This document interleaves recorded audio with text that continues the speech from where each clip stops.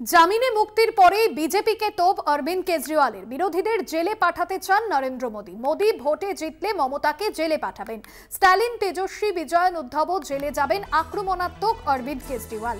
অরবিন্দ কেজরিওয়ালকে গতকালই যে supreme court অর্থাৎ দেশের শীর্ষ আদালতের তরফে যে অন্তর্বর্তীকালীন জামিন দেওয়া হয়, যদিও তিনি সরকারি দফতরে বসতে পারবেন না এবং পাশাপাশি তিনি সভাও করেন এবং সেখান থেকেই তিনি বিজেপিকে তোপ দেগেছেন। ঠিক কি বলেছেন শোনাবো।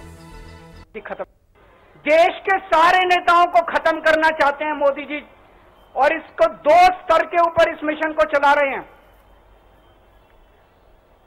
जितने विपक्ष के नेता हैं उनको जेल भेजेंगे और जितने बीजेपी के नेता हैं उनको सबको निपटा देंगे, उनकी राजनीति खत्म करते जाएंगे, उनको सबको निपटाते जाएंगे।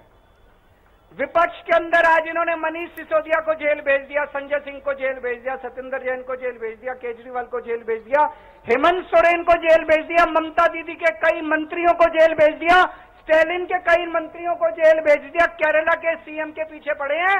अगर ये चुनाव जीत गए, मेरे से लिखवा लो एफिडेविट के ऊपर, थोड़े दिन के बाद ममता दीदी जेल में होंगी, तेजस्वी यादव जेल में होगा, स्टालिन साहब जेल के अंदर होंगे, पिनरई विजयन जेल के अंदर होंगे, उद्धव ठाकरे जेल के अंदर होंगे, जितने विपक्ष के नेता ये सारे जेल के अंदर।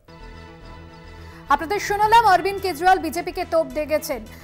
এই নিয়ে বিস্তারিত জানবো। আমাদের সঙ্গে ফোন লাইনে রয়েছেন পলিটিক্যাল এডিটর আশিস চট্টোপাধ্যায়। আশিস দা, জামিনে মুক্তি পাওয়ার পরেই সরাসরি বিজেপিকে তোপ অরবিন্দ কেজরিওয়ালের, ঠিক কতটা তাৎপর্যপূর্ণ, তিনি তার বক্তব্যে কি স্পষ্ট করলেন?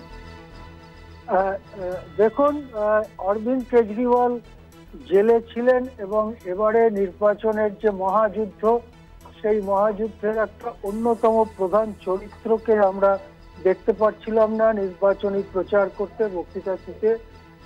কিন্তু গতকাল সুপ্রিম কোর্টের যে অন্তর্বর্তীকালীন জামিনের নির্দেশ, তারপরে কেজরিওয়াল বেরিয়ে এসছেন এবং আজকে তিনি কোনো একটা জায়গায় হনুমান পুজো করে তারপরে প্রচার শুরু করার কথা ছিল, সেই অনুযায়ী তিনি শুরুও করে দিয়েছেন এবং অত্যন্ত আক্রমণাত্মক বক্তৃতা করেছেন আমরা দেখলাম। তবে প্রাথমিকভাবে এটা ভালো লাগছে যে এই নির্বাচনের অন্যতম একজন কুশীলব, যার দল এদেশে দুটো রাজ্যে সরকার চালাচ্ছে, দিল্লি এবং পাঞ্জাবে, তিনি আবার রাজনৈতিক কথাবার্তা বলতে পারছেন, প্রচার করতে পারছেন। এটা একটা ভারতীয় গণতন্ত্রের পক্ষে ভালো দিক। তিনি বিজেপিকে তীব্র আক্রমণ করেছেন দুটো দিক থেকে, যেটা বারবার বিরোধীরা বলতে চাইছে যে বিজেপি চায় বা নরেন্দ্র মোদী চান যে বিরোধী যত প্রধান নেতা নেত্রী আছে তাদেরকে জেলে ঢুকিয়ে দেওয়া। এবং তার উদাহরণ দিতে গিয়ে তিনি কতগুলো নামও করেছেন, বিশেষ করে এ রাজ্যের মুখ্যমন্ত্রীর নাম করেছেন, অন্য কয়েকটি রাজ্যের মুখ্যমন্ত্রী তথা প্রধান নেতাদের নাম করেছেন, যে মোদী আরেকবার জিতে এলে এইসব নেতাদের স্থান হবে জেলে। কিন্তু আরো একটি খুব গুরুত্বপূর্ণ কথা বলেছেন, যদিও খুব ভেঙে বলেননি।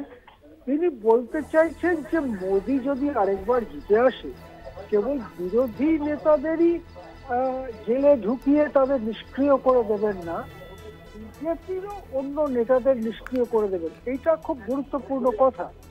আমরা দেখতে পাচ্ছি মোদীর জমানার সব থেকে উল্লেখযোগ্য একটা দিক হচ্ছে যেন বিজেপিতে মোদী ছাড়া আর কেউই নেই। বিজেপিতে গোটা পার্টিটা যেন একটাই লোক, মোদী। এইরকম ভাবে দলটা চালানো হচ্ছে। অন্য যারা প্রধান নেতা তারা ক্রমাগত পর্দার আড়ালে চলে যাচ্ছেন বা কিছুটা আনুষ্ঠানিকভাবে দলের কিছু পদে থাকছেন।